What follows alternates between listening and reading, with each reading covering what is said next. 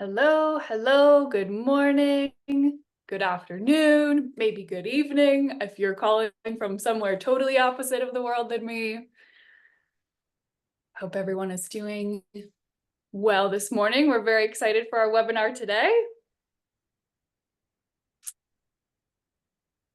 We have a fun little activity to kick us off while we're letting folks trickle in. If we can go ahead and launch our little quiz and have it on screen. So today we are going to be talking about innovative proteins. So we have a question here. Ingredient formulation accounts for approximately what percentage of the environmental footprint of the pet industry? And I guess I should clarify the pet food industry. Thinking about how impactful proteins can really be in a formulation. I see folks still coming in. Welcome, welcome. Very excited to talk innovative proteins today. And for people joining, go ahead and answer this little quiz that we have. Okay. Few last seconds to get your answer in. And let's call it. Okay, let's go ahead and see the response.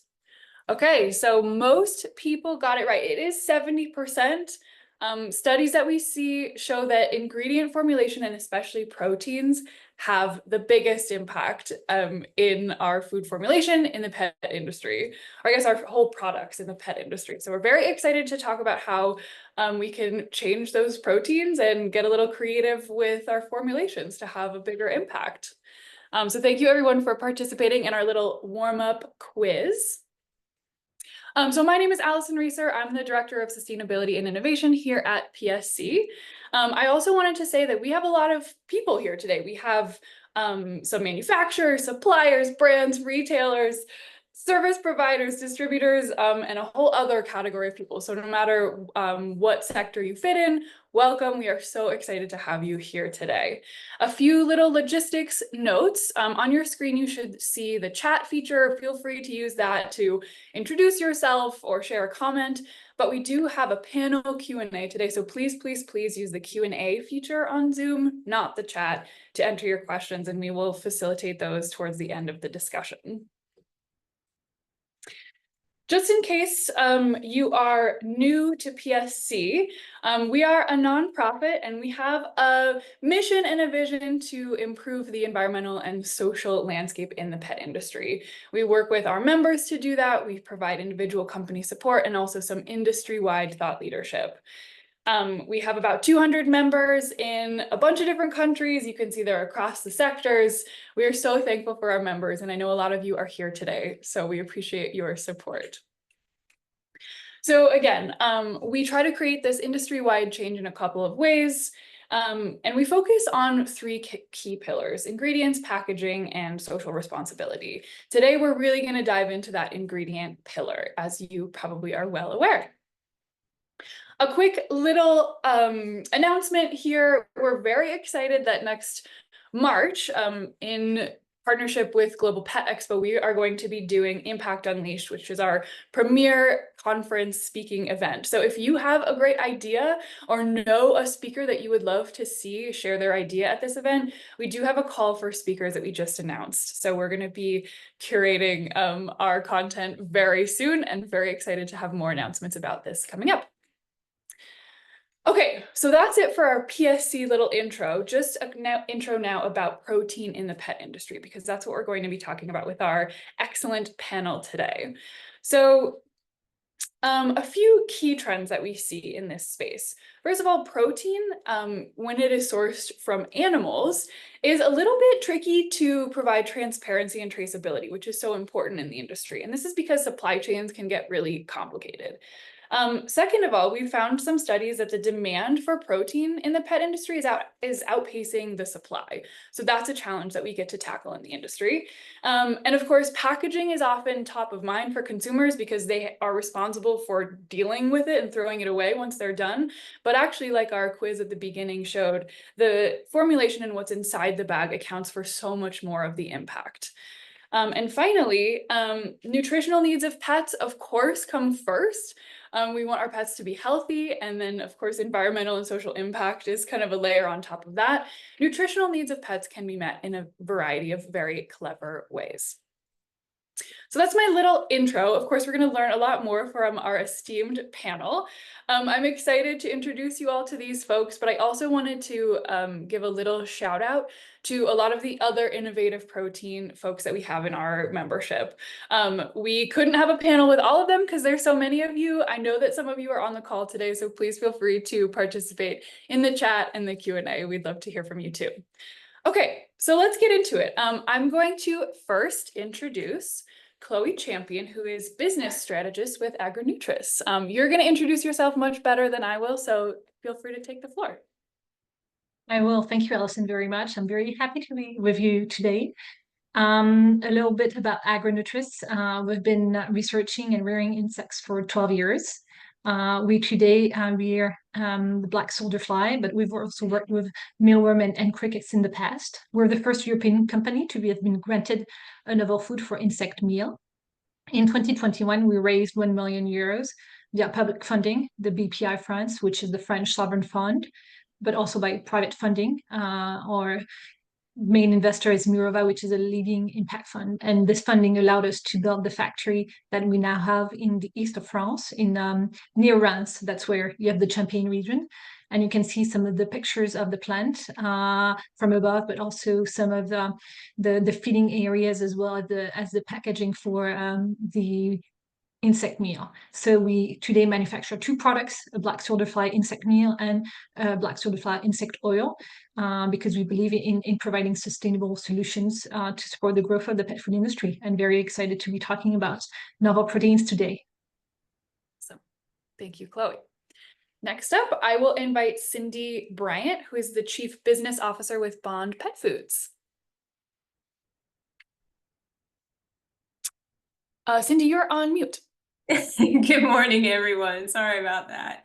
Yeah, so Bond was started back in 2017, and what we do is we brew nutritionally complete animal meat proteins.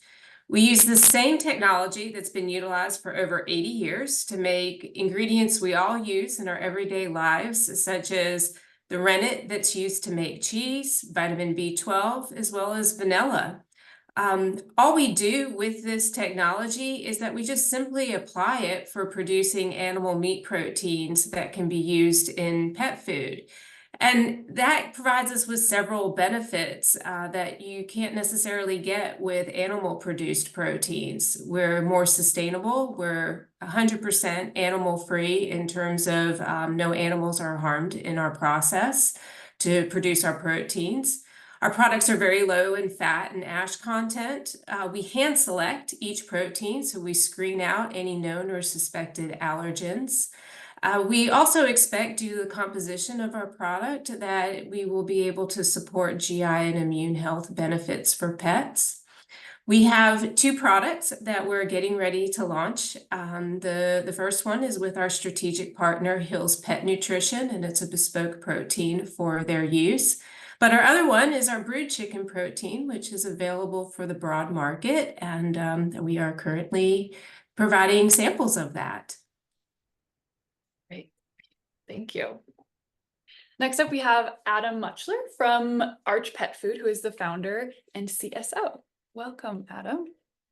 Thank you so much. I'm really happy to be here, excited about this topic. Arch Pet Food was founded in 2022, but with myself and my co-founder, Gabe, really looking for proteins that are healthier, cleaner, and allergen-friendly for pets. And we found ourselves starting with insects. So we started with cricket products, and then we introduced other proteins, and we've sort of grown our portfolio to have a portfolio of proteins, excuse me. And so we're using invasive fish, we're using insects, we're exploring plant-based. We're very excited about what Bond is doing and some of the other companies that are on this panel. And for us, the biggest focus is how do we communicate with consumers, and how do we help people understand the benefits of these proteins, and not just that they're healthier, but they're exponentially more sustainable. To the point of the survey at the beginning about ingredients. We also, there's a little bit of a misprint. This is my bad. We use 43% PCR plastic in our packaging, and we strive to find the right compostable option for our products. But we're really looking at this in a lot of levels. And if you go to our website, you can find a little eco calculator, which there's the little logo there. Looking forward to the panel.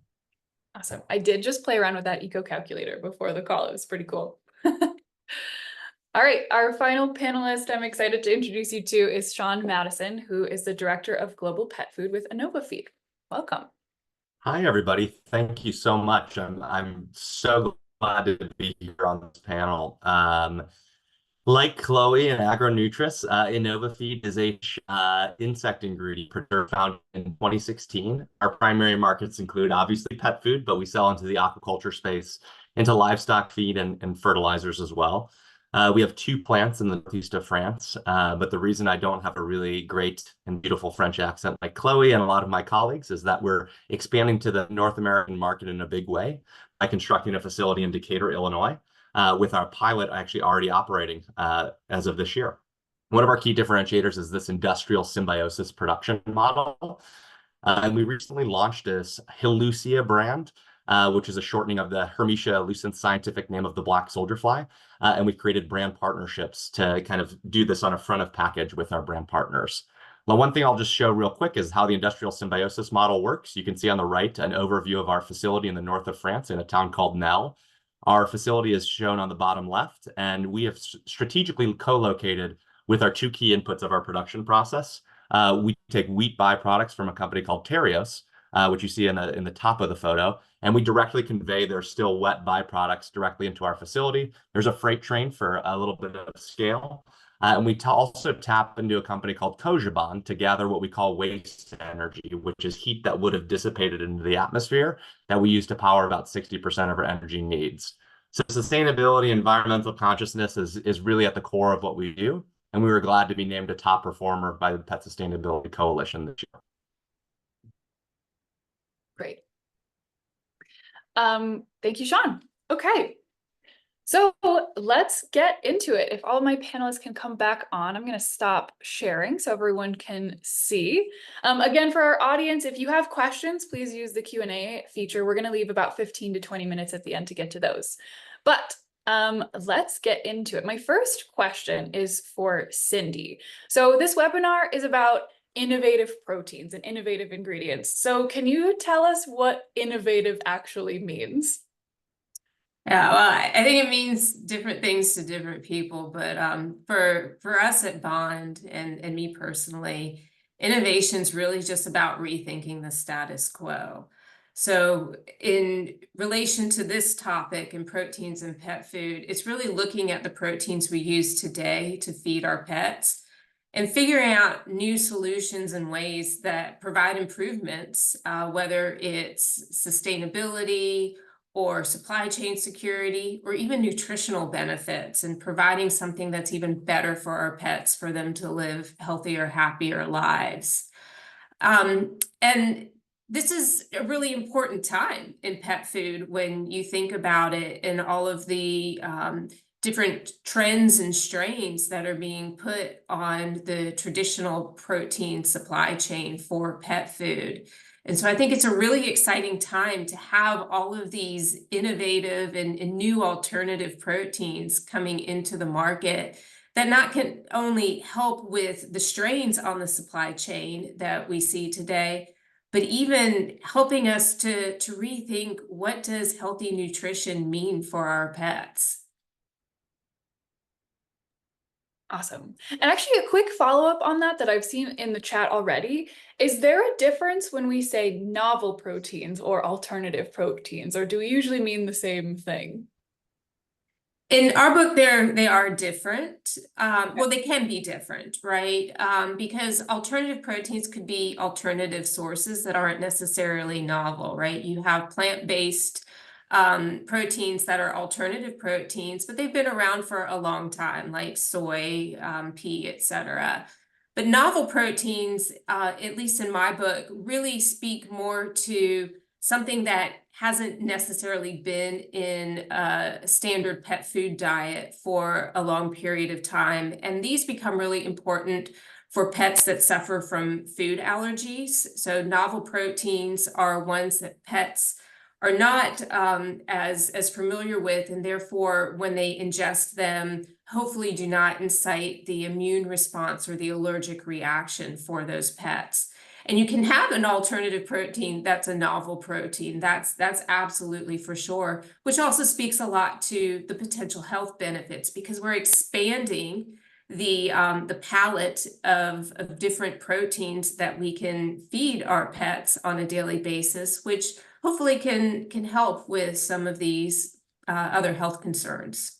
Okay. Thank you for kind of setting the stage and providing some of those definitions. Definitions are important to start with. Did anyone else have any definitions that we need to clarify before we continue? Because we'll be talking about innovative ingredients today primarily. Okay, great. So my next question is for Adam. What are some of the notable trends that you're seeing in the pet industry, and how do they relate to innovative ingredients? There are so many trends. And one, I just wanted to appreciate, Cindy, I felt like you set the stage really nicely for the conversation. Some of these distinctions, like you mentioned, Allison, very uncommon to be on a panel that is so focused on our focus, which I know is the intention. We love that. There have been a lot of attempts in the United States to bring some of these proteins, novel proteins, alternative proteins to market to get consumer adoption. And I think this is a really exciting time to speak on some of the trends. Pet ownership, as it always is getting younger and younger. And some of the younger generations, and millennials I don't think would be considered a younger generation, but newer generations of pet ownership, like millennials, who are now the #1 demographic, and Gen Z, who's the fastest growing, have a desire and an interest in these alternative and novel proteins. They're doing a lot more research online. They're asking more questions about what's in the food that they're feeding their dogs or their pets. And that comes from also a premiumization and a personification. There's so many products and services now for pets that are starting to sort of look more like pets are treated like children, right? There's even bereavement time now in a lot of companies for having a pet. If a pet passes, or if you adopt a pet, some time to sort of acclimate. And so there's a lot more scrutiny on what is going into their diet. And we started with insect protein because we also looked to Europe. And you have a couple of European-based companies here, and this has been going on in Europe for a lot longer than the United States. It's a lot more established. The supply chain is, the productization, the consumer adoption. I think that the challenge, and this is where we've kind of leaned, is there's how do you sell these products that are really, really good for pets and really sustainable in the US? And for us, we've taken that lean of people are also looking for more functional and more health-focused products. So that's kind of our wedge. And what we've really focused on is, how do we tell a story of this really incredible ingredient that gets people across the threshold of it's insects, it's an invasive fish, it's a protein I'm not as familiar with. And when you start with a really specific pain point, my dog can't eat XYZ. They can't have chicken. They can't have beef, right? What are my options? And we look at the independent pet channel, and you go to a store and you say, what can I give my pet? Right? And we like to be that option. And you pick up the bag, you read it, and you say, oh, it happens to have cricket, or it happens to have this fish I'm not very familiar with, but I've sort of latched onto this solution, right? And so it's a weird way to say it. Sustainability is kind of a Trojan horse for us, but like that's the goal, is how do we get people across that line with some of these ingredients? Yeah. So in talking to you all in prep for this panel and just learning about this industry, there are definitely some hurdles to jump over when we're talking about innovative ingredients. So Chloe, I wanted to start with you and talk about scale. So scaling seems like a key challenge for innovative ingredients. Can you tell us a little bit about your strategy for scaling? Yeah. Thank you for bringing up this topic of scale, because it's obviously a critical topic for pet food manufacturers. As a manufacturer, when you decide to choose an innovative ingredient, you need to take into account supply consistency. I mean, you want to be sure that you will be able to source that ingredient on the long run. So having supply continuity is very key for pet food manufacturers. And I think that's maybe the biggest concerns that innovative protein suppliers need to worry about, is how they're going to provide supply continuity to their customers.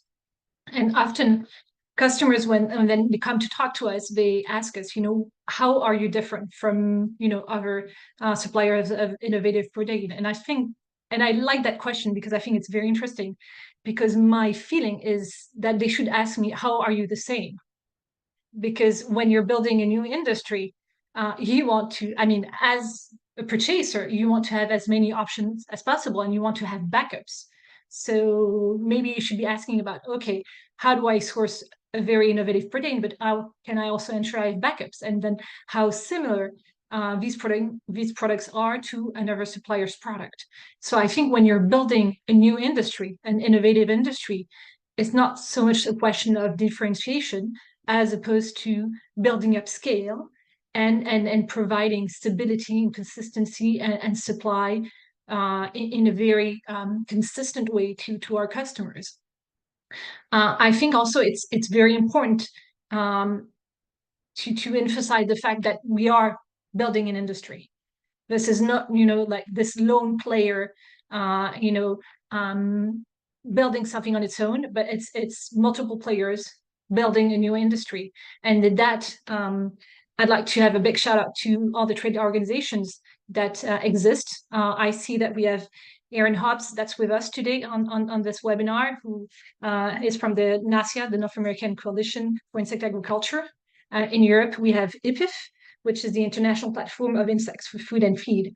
And the fact that these organizations exist is because suppliers of innovative proteins have come together and started organizing an industry and starting thinking of, okay, how can we build this industry? How can we ensure continuity? How do we make regulations change to help our customers? So I think scales come from, multiple angles, but definitely working in with the mindset of we're building an industry and we need to ensure supply continuity to our customers is very important. I'd like to add on to that too, if you don't mind, Allison. Chloe, that was beautifully said. And as somebody that's in the same industry as you, I totally agree with your sentiment that we are, competitors in a sense, but we're all working together to expand the size of the pie.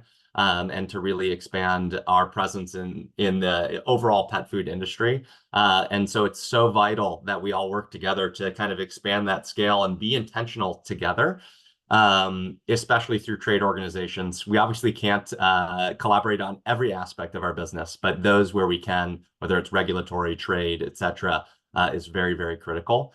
One thing I also want to keep in mind when we talk about scale, innovative proteins especially require time, right? These are longer time horizons. The pet food industry is absolutely massive. So it's unrealistic to assume if you're a large pet food brand that there's just going to be at your scale solutions whenever you need them.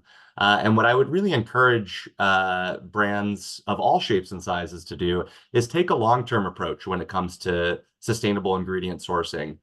You need to kind of meet the industry where they're at. And if we encourage kind of buy-in and getting skin in the game early on, whether that looks like, joint development agreements, whether that looks like incorporating ingredients into a specific line that's focused on sustainability or focused on sensitivities before you kind of do a big launch throughout all of your channels. Really get it involved because it's a chicken or the egg issue. If you're not involved, the solution's not going to be there when you need it to be.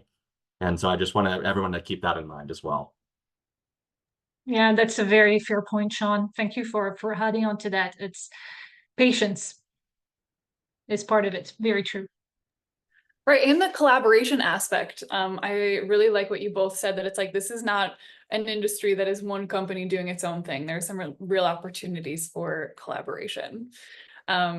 Sean, let's actually stick with you and talk about some of perhaps the resistance that consumers might have to these ingredients, maybe based on some misconceptions about what these ingredients actually are. Can you talk about how you address consumer behavior and this perception?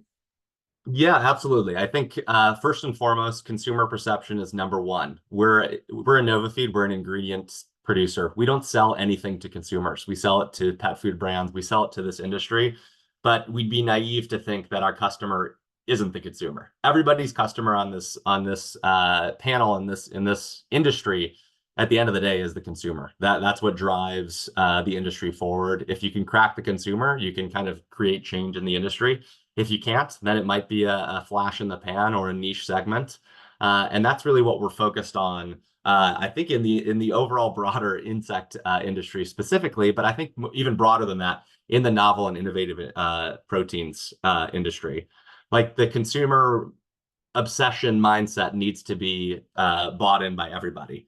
I also think like we're in a little bit of a pet food bubble here. You know, we have 88 participants. We have a panel here.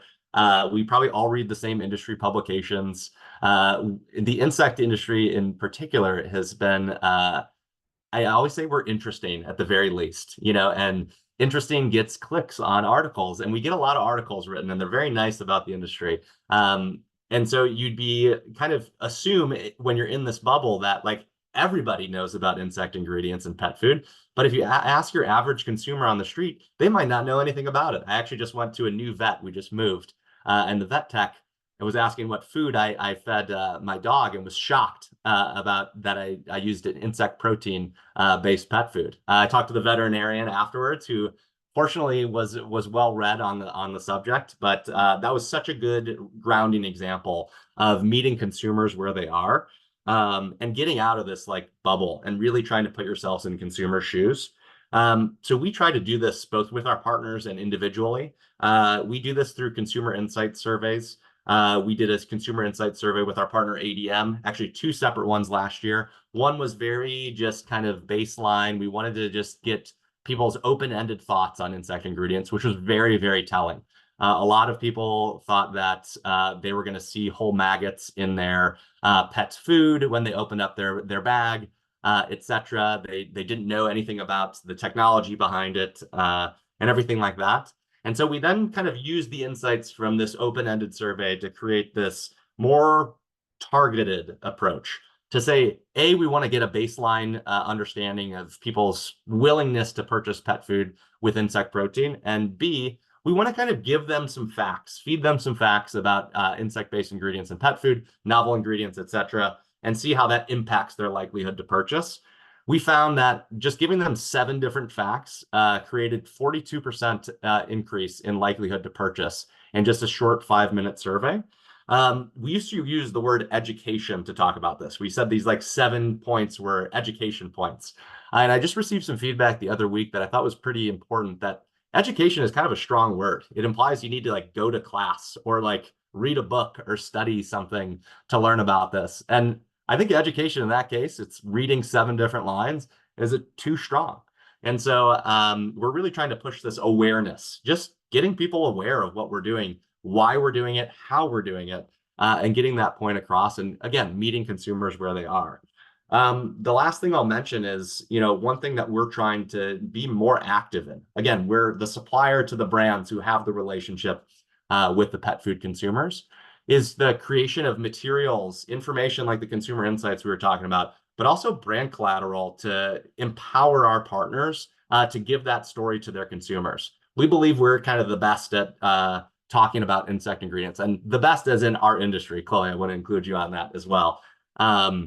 But so some of the materials like our Halucia brand, as I mentioned earlier, our Powered by Halucia labels, is ways to kind of package all of this in a more consumer-friendly way to, again, meet consumers where they are and try to talk about the benefits of insect ingredients rather than just kind of getting across that quick hurdle of like, insect, that's a little strange, you know? So I think it's all very important. Consumer number 1 is the big takeaway. Okay. I know that this is a big question, so I want, yeah, Cindy, you just came off mute. I wanted to open the floor to see if it's different for you. It's very similar. Innovative also means different, right? And there is definitely a trend where pet parents want to feed their pets things that are comfortable, that they understand, that they may even eat themselves. Yeah, that's why we see this growing trend in the super premium market, where we want to, and I'm one of these people, right? I want to feed my dog something that looks like something I would eat. And I even put it on a plate for her. I mean, it's the best fed dog probably in the world. But when you have innovative ingredients, especially if they're not seen in the human industry, there's a hurdle there that we need to get over, and it's not insurmountable, but we need to, as Sean mentioned, meet consumers, pet parents where they're at, and what are their key concerns, what's motivating them when they go to the store to select a food for their pet. And a lot of it is about the nutritional benefits. Can it be more sustainable? Is it something that I can gain as a pet parent comfort around, that this is going to be good for my pet and something that I'm comfortable feeding my pet? And that just requires a lot of research, a lot of consumer understanding, as well as messaging and partnering with the pet food brands to help to reach those end consumers and get that sense of comfort so that they will adopt it. So it's not something that the ingredient manufacturers can do on their own, and that's why we partner with various pet food companies such as Hill's Pet Nutrition to really unlock what it is that is beneficial and interesting for a pet parent about our products, so that we do help to get that adoption as quickly as possible. Even more collaboration is needed. I love that. Chloe, go ahead. Yeah, I wanted to build on what Cindy just said. I think one of the key words she said was beneficials, which to me links back to benefits. Because it's not only, I mean, it is about sustainability, but not only, it's really about what are the issues, what are the problems that you're trying to solve for your consumers. And in pet food, we know that health benefits and health claims are very important. So again, it goes back to having the research and having the data to prove what are the health benefits that your ingredient is promoting, and what your ingredient is bringing to the product. So I think it's about communications to pet owners, but it's also about the industry, the suppliers, in relationship with the manufacturers, doing their homework and presenting or showing that what we're doing is relevant for pets' health and pets' nutrition, and that is good for them. Thank you. I have to say it. I am but one consumer, but I have a cat who loves to eat bugs on her own choice. So I get it. Makes sense to feed cats insects. Cats eat bugs, dogs eat bugs. It's Yes. part of the natural diet, you know. It's People eat bugs. We just People eat aren't bugs. selling it to people. Yep, Right. it's a good point. Great. There was one more sort of challenge that I wanted to unpack here a little bit, and this question is for you, Adam. What about the regulatory challenges? Are there any that you want to bring up in today's discussion? That could be a whole nother panel, and I think everyone on this panel probably has a deep insight into whatever regulatory channels they're navigating, which are plentiful. I think for us, and there's been a lot of conversation in the previous topic on how do you communicate to consumers. And so for us, packaging, putting things on shelf, getting things into market, there are a lot of different domains we have to consider. So AFCO is the governing body for ingredients in the pet food industry, which I feel like most people might know that, but just as a comment, it's a subset of the FDA. And it's interesting when I think about it sort of in a layman's perspective, and I'm new to the industry, 3 years. We've had our company here, and I find it fascinating. It's governed state by state, and it is really a subset of animal feed, not just like pet. So it's this bigger umbrella. And so it's interesting to see how certain ingredients have been approved or not approved. So it's influenced some of our product development in that when we launched our first SKUs, Cricket, it was not an approved ingredient, but there were already products in the market, and the conversation was really around, how big of a challenge might it be if it gets addressed by a regulatory body. And I think that the short answer is they'd ask us to stop selling it. There'd already been a lot of research in other countries on the efficacy of Cricket in products. There's a lot of conversations about Cricket being approved, and so there's this gray area with some ingredients, less technical ingredients, I'll say. Obviously, Cindy, there's not a lot of gray area with the technical ingredients that you work with, but they're, you know, a little bit more, let's say, on the insect side. But it also, the reason why with our food we're launching with BSFL is because it has been approved by AFCO for, I think, 6+ years now. And it's an ingredient that, with food, to everyone's point, there are a lot more regulatory sort of layers, and it's also something that we think will be a much bigger product for us. We also introduced an invasive fish in our product line. It's a whitefish. It's a healthy top feeder. But it has been interesting talking to we have a regulatory consultant and getting edits and reviews back on packaging. You can't say that. You can say this. This probably shouldn't be above the tear when you tear off the package. This should be below. This probably should be on the front. This could be on the back. And just when you talk about communicating to consumers about certain ingredients, or communicating even specific benefits, because we really focus on functional benefits. To everyone's point, what is the primary pain point that is bringing someone to find a new product? Sometimes it's flippant, and as you know, with a treat, oh, this looks cool. But oftentimes it's, I need to make a change for some specific reason, right? And so how we communicate that, and who we've partnered with to help us say the right things, make the right decisions, make the safe but maybe regulatory risky, safe for the pet but regulatory risky move sometimes, has been a really interesting place to play. We really look towards the adoption in Europe, and even more so in Canada, on a lot of these ingredients, and say, you know, this is just a matter of time for AFCO and some other governing bodies. Again, it's different being the consumer brand, being someone that can make a product and put it out there and sort of get that feedback from customers and from regulatory bodies. We actually had a really interesting experience within the state of Delaware. I got a very specific letter from Delaware. It was an email, and it felt very serious. And I ended up calling them, and it ended being very casual, where I was like, hey, like, there's this deadline, there are these things, what should we do here? And they were like, oh, the fact that you even responded to this letter, where like, this is the first step, and like, you've met the deadline. Now we just have to work together to like navigate this little challenge. And it became the most human experience, which I often find myself in.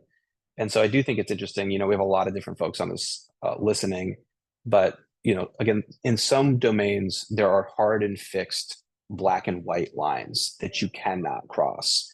And I think in other domains where we're playing a little bit, there's some flexibility that we've experienced. But it does influence product development. It does influence what type of protein we're putting in what type of product. And you know, hopefully AFCO keeps on approving healthy, nutritious, great proteins for pets and animals. Actually, I want to shout out a quick thing I just saw in the chat. Aaron Hobbs with the North American Coalition for Insect Agriculture, who Anne also mentioned PSE just recently developed a partnership with, so yay.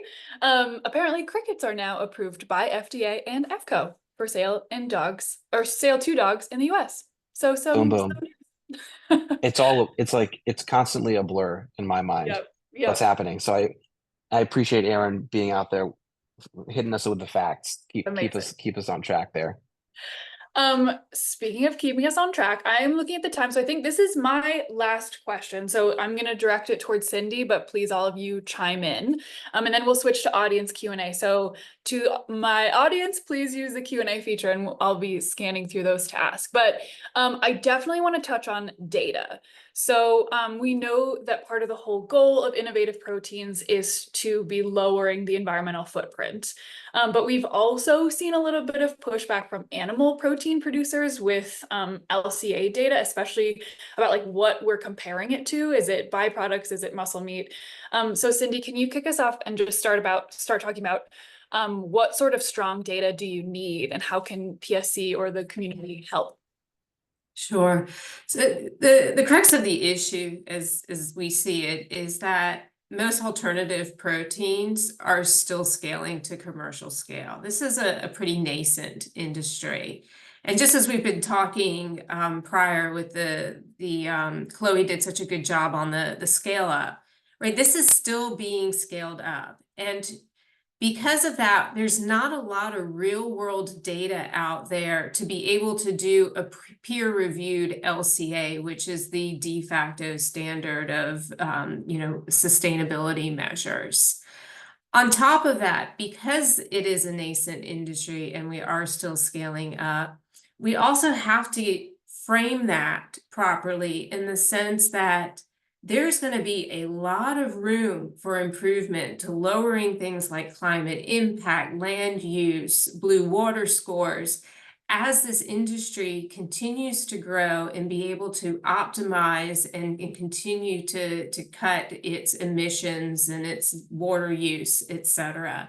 So we're at the very beginning.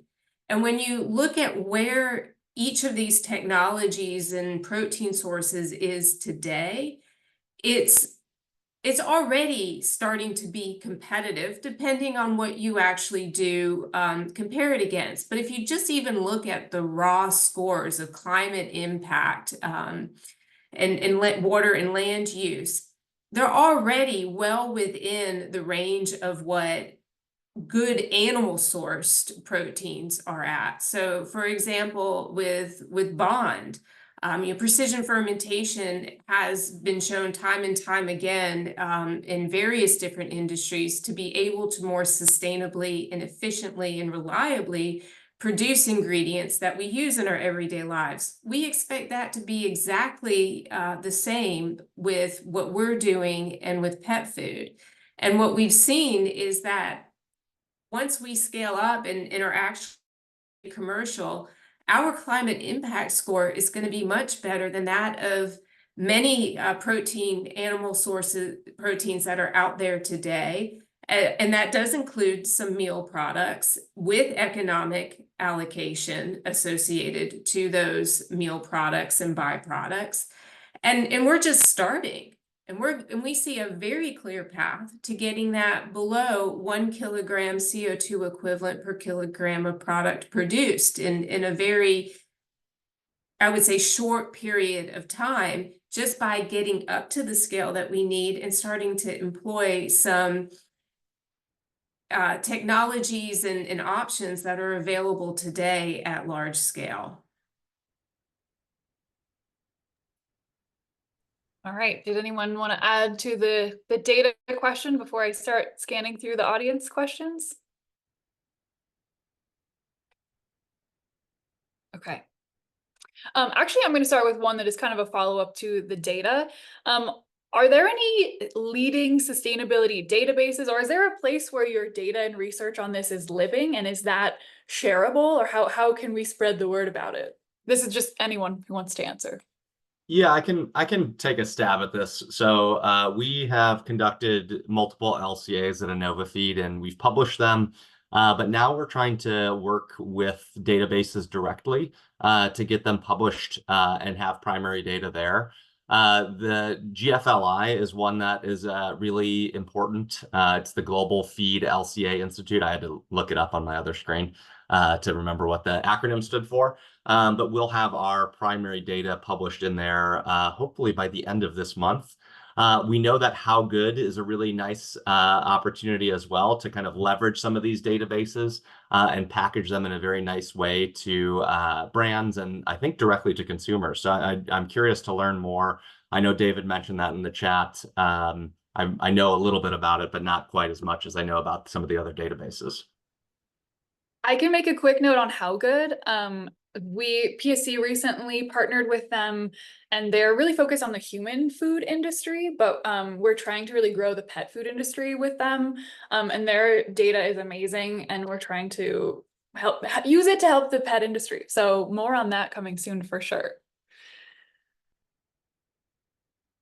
Okay. I'm actually going to pick another question from David.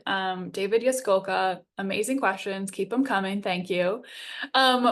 Can everyone discuss and update us on the ingredient names? So what are you actually calling these on packaging or in your marketing materials?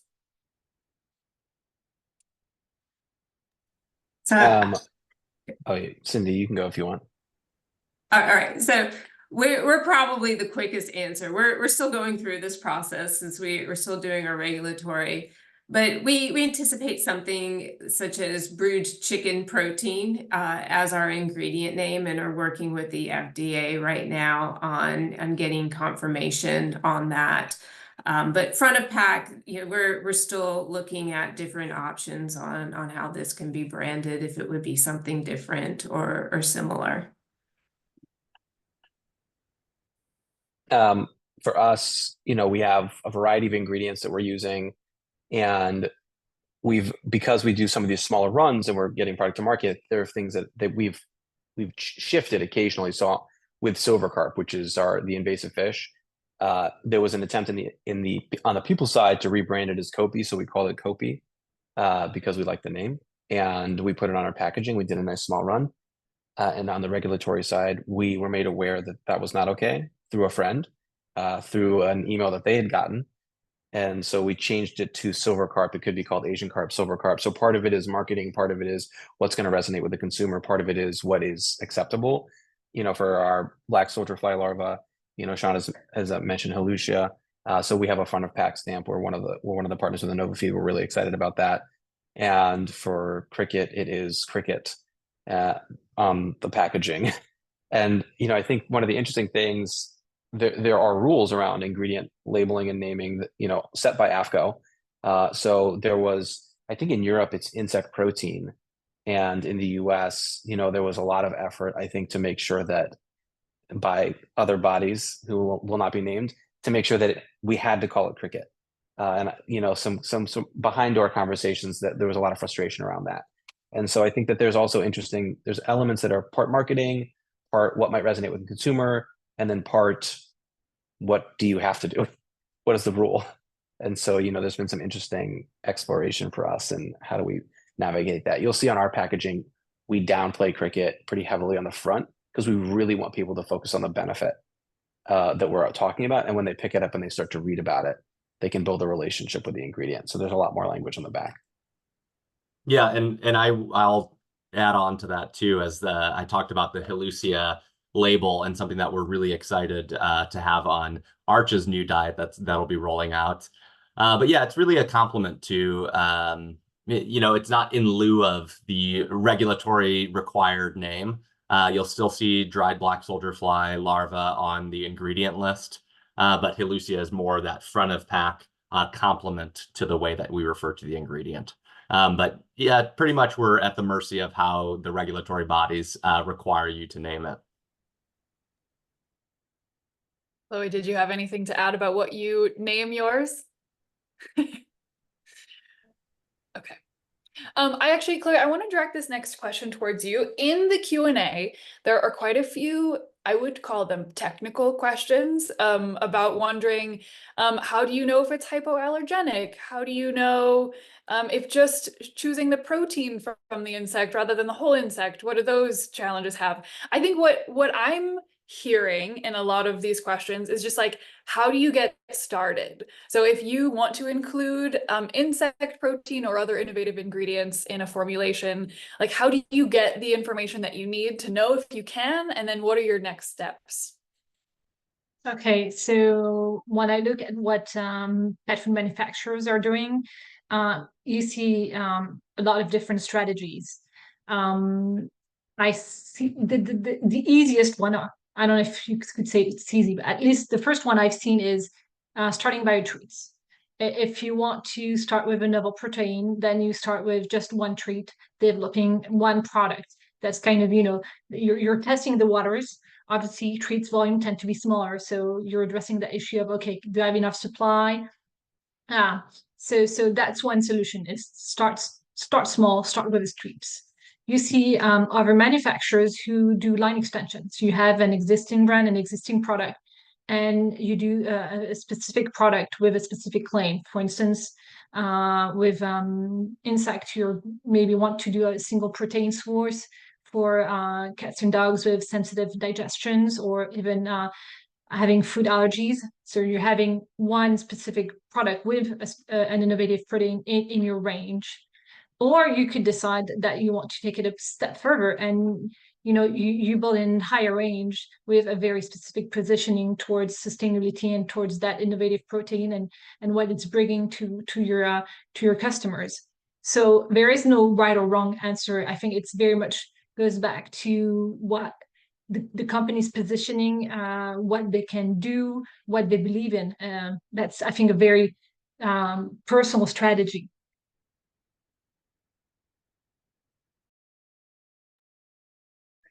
Thank you. Cindy, I'm coming back to you with a question. I think this is another sort of definitional question. What is cultivated meat? Is that the same as what you're doing? And how do we feel about it? Yeah. Yeah, no, I'm glad that question came up because it is really confusing. Cultivated meat is very different than what we do with precision fermentation. So cultivated meat it uses animal cells, first of all, and those animal cells are grown to actually recapitulate all of the thousands of different compounds that are found in a piece of meat. So there's more than just protein in meat. There's fats, there's minerals, etc. All of that is what cultivated meat is trying to recapitulate. In pet food applications, cultivated meat doesn't try to make it look like a steak per se, where they add structural elements to it to get that steak look and feel. A lot of times it just looks like a slurry when it's intended for pet food. But as I said, it's a lot more than just protein. It's all of the other components that you would get from a piece of muscle that's from a pet. I'm sorry, not a pet. Oh my gosh, from an animal. What we do is we focus purely on the proteins that meat actually has in it. And there's thousands of different proteins that meat actually contains. And what we do is we start screening those proteins for amino acid profile, preference, allergenicity, as I mentioned, and we hand select the specific proteins that meet all of our criteria. And then we take those proteins and we identify how they're made by an animal. And we take that DNA and we program it into a microorganism like yeast. Baker's yeast is what we use. So same yeast that's used to make bread and brew beer is our organism. And we teach it how to actually also produce the selected protein or proteins. And then through a process of fermentation, the yeast grows, and as it grows, it produces the protein. And so our product are those specific proteins along with the yeast. So very different than what you would see if you were trying to actually create all of the different compounds, including the proteins, in a piece of meat. Okay, thank you. I don't think we're not going to have time to get to all the questions. Thank you everyone for adding such excellent questions. I'm going to ask just one more and then give you all a chance to kind of give the audience a final goodbye and a message. The last question I want to pick is just what's the future? There's actually a lot of questions about scaling. So I think that like where are we going next? At some point, will these ingredients become mainstream? What predictions do you have? I can start. We believe, otherwise we wouldn't be in this space, and I think probably everyone else, that there's a pretty big future here. I mean, there's one that we've talked about a lot, which is consumer adoption, and the benefits for the pet and the benefits of sustainability. But there are bigger conversations that are not as public around the concerns about other protein supply chains, and that are looking at like 10, 15, 20-year sort of horizons. And so I think that everyone that's on this panel and the people sort of in the communities that we operate in, we're really in the middle or early stage of creating a category that I think is not just necessary, but it's a great category, right? It's offering really great alternatives, highly nutritious. And so I think you'll see a lot more products on shelf in the coming years. I think that you'll see people excited about it because of its nutritional profile. I think you'll see people excited about it because it really reduces their carbon footprint. You know, we talk a lot about that, you know, in this conversation. And so I think, and there was also a question about cost. Everything is so early, and things are inherently more expensive when they're early. I don't know if anyone remembered when the first like Razor, the Motorola Razor came out. It was like $1,000 flip phone, and everyone freaked out about it. Like they were like, no way, right? And then it became one of the most popular phones at the time, right? And now we all pay $1,200 for an iPhone, and we don't even talk about it, right? And so I think, you know, when you think about the ingredients or the products, we're at this stage where it is expensive, it is new, there's all these learning curves that are happening, but I think it's going to be a really good category, and I think it'll be pretty big over time. Yeah, and I if you don't mind, I'd like to add on to that as well. I think the drivers to adoption of these innovative ingredients can be kind of multifold, right? We know sustainability can be a driver. We know functionality can be a driver. But I think importantly, what Adam said is like economics and the supply situation can be a driver. We know, like when you extrapolate out data, we have a growing population and you know, a growing protein deficit worldwide. We know that pet food is growing at a rate of higher than the actual animal protein production rate in the United States, for example. We know that biofuel subsidies are kind of really wreaking havoc on the volatility of the animal fats and plant oils markets throughout the world. And, you know, looking at this new kind of tailor-made solution on both, you know, the protein and oil side can be seen as a short-term way in some ways, but also a long-term ways to essentially hedge all of your other supply issues that you're seeing. All right. Any other predictions before we go to closing?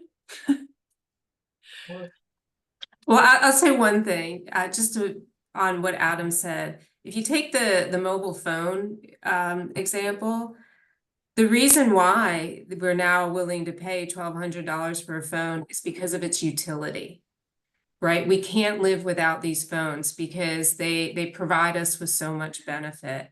And I really believe that what we are doing here with all of these alternative proteins is providing utility.